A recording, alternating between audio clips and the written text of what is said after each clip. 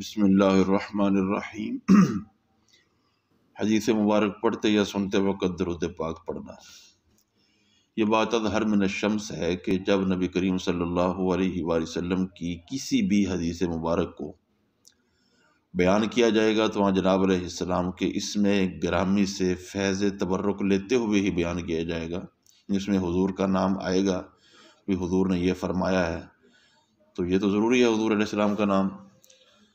لہذا جو ہی آپ صلی اللہ علیہ وسلم کا اسم مبارک آئے تو اس وقت حاضرین مجلس کی زبانوں کا درود و سلام کے کلمات سے معطر ہونا ضروری ہے، درود پاک پڑھے۔ ایسے وقت میں درود پاک نہ پڑھنا بہت بڑی محرومی کا باعث ہوگا، جیسا کہ حضرت سیدنا کعب بن عجرہ رضی اللہ تعالیٰ عنہ سے مروی حدیث مبارک گزری ہے، جس میں یہ تھا کہ سید الملائکہ جبریل امین علیہ السلام حاضر خدمت ہوئے اور کہا بودن لمن ذکرت عندہ فلم یصلی علیک، اللہ کی رحمت سے دوری ہے اس شخص کے لیے جس کے پاس آپ کا ذکر کیا گیا لیکن اس نے آپ پر درود نہ بھیجا۔ تو سرکار دو عالم صلی اللہ علیہ وسلم نے اس کے جواب میں آمین کہا، تو جبریل یہ دعا کریں اور سرکار آمین کہیں تو یہ رد ہو ہی نہیں سکتی۔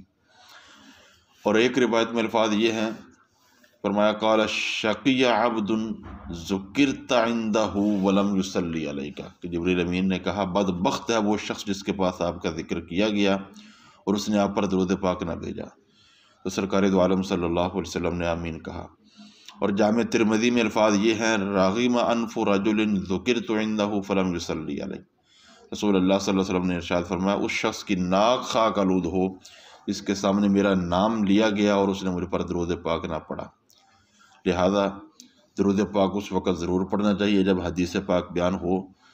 تو جب سرکار کا نام آئے تو درود پاک پڑھا جائے، بلکہ مومن کی ہر مجلس ہی درود پاک سے خالی نہیں ہونی چاہیے، جیسا کہ حضرت سیدنا ابو ہریرہ رضی اللہ تعالیٰ عنہ سے مروی ہے، فضائل درود شریف کے باب میں متن سمیت یہ حدیث گزر چکی ہے۔ حضور رحمت عالم سیدنا محمد الرسول اللہ صلی اللہ علیہ وسلم نے ارشاد فرمایا جب کوئی قوم کسی مجلس میں بیٹھے اور اس مجلس میں اللہ کا ذکر نہ کرے اور نہ اپنے نبی محمد الرسول اللہ پر درود بھیجے تو یہ مجلس قیامت کے دن ان کے لیے حسرت بن جائے گی، اگر اللہ چاہے تو ان کو عذاب دے اور اگر اللہ چاہے تو ان کو بخش دے۔ تو ہر مجلس کے اندر ہی درود ہونا چاہیے، چاہے جائے کہ وہ مجلس جو حدیث شریف کی مجلس ہو اور سرکار کا نام نامی بھی لیا جائے اور اس وقت درود نہ پڑھا جائے تو پھر تو یہ بڑی محرومی کے باعث ہے۔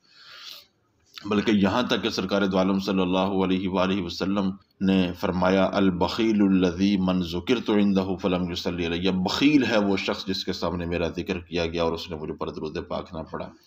لہذا حدیث مبارک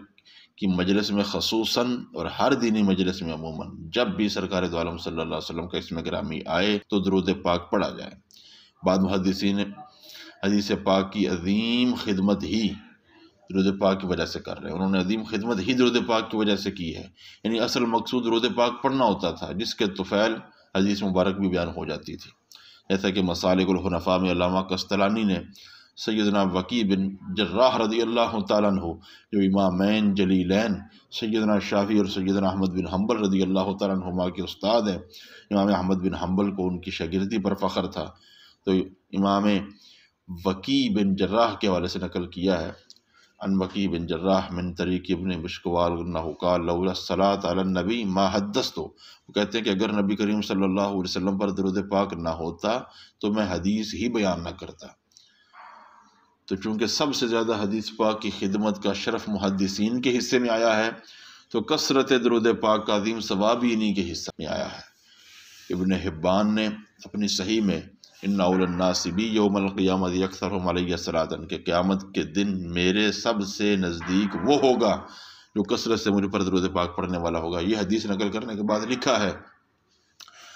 قال ابو حاتم رضی اللہ عنہ فی هذا الخبر دلیل علی ان اول الناس برسول اللہ صلی اللہ علیہ وسلم فی القیامت یکون اصحاب الحدیث اذ لیس من هذه الامت قوم اکثر الصلاۃ علیہ صلی اللہ علیہ وسلم منہم۔ فرماتے ہیں کہ سیدنا ابو حاتم فرماتے ہیں کہ اس حدیث مبارک میں اس بات پر دلیل ہے کہ قیامت کے دن لوگوں میں سے سب سے زیادہ مصطفیٰ کا قرب پانے والے اصحاب الحدیث یعنی محدثین ہوں گے، کیونکہ اس امت میں محدثین سے زیادہ